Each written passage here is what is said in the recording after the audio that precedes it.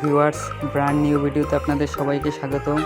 এই যে এইখানে দেখতে পাচ্ছেন এই যে ছানা, এটা এই যে দুধ থেকে ছানা তৈরি করা হয়েছে। যে ছানার তারপর যে পানিটা প্রসেসিংটা আমি বলে দিচ্ছি। এখানে আমি হাফ কেজি দুধ নিয়েছি এবং একটা লেবুর রস নিয়েছি। হাফ কেজি দুধ আস্তে আস্তে গরম করেছি প্রায় 10 মিনিটের মতো।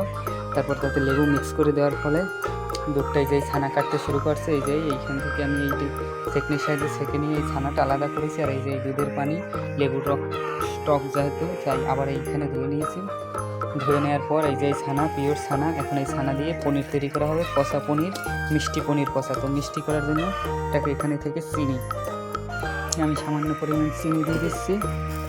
এটা দিয়ে মিষ্টি পনির করা হবে। মিষ্টি পনির কষা যারা তৈরি করতে চান একটু চিনি দিয়ে দিচ্ছি, তাহলেই হয়ে যাবে মিষ্টি পনির কষা।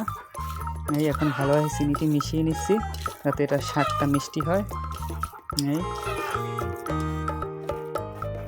চাইলে আপনারাও বাসায় তৈরি করতে পারেন। এভাবেই আমি তৈরি করি পনির কষা, মিষ্টি পনির কষা। এখন এই জারে এইটা প্রস্তুত দিতে হবে, তাহলেই হয়ে যাবে মিষ্টি পনির কষা। এই যে হালকা ভিজে রেখেছি যাতে পচলে একটু নরম হয়।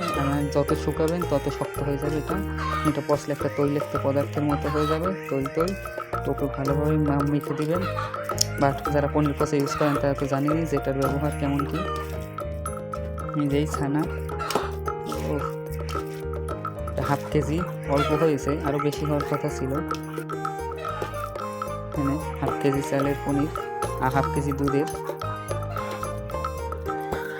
আপনারা চাইলে বাজার থেকে পনির কিনেও আনতে পারেন।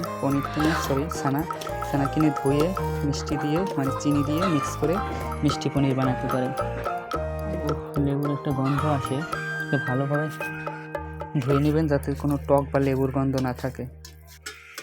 অবশ্যই হয়ে গেছে মিষ্টি চিনি মিক্স। এখন আমি দিয়ে দিচ্ছি বয়মে, মানে জারে। প্রসেসিং করা শেষ। হয়ে গেল আমার মিষ্টি পনির। তো ভিউয়ার্স, এই যে এরপর দেখাবো হারিয়া কিভাবে তৈরি করতে হয়। এইটা পচে গেলেই হয়ে যাবে পনির পচা, মিষ্টি পনির পচা। হয়ে গেল মিষ্টি পনির, এইটুকুই হয়েছে।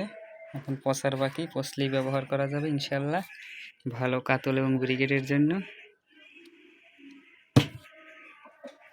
তারপর একটা হারিয়ের রেসিপি দেবো ইনশাল্লাহ।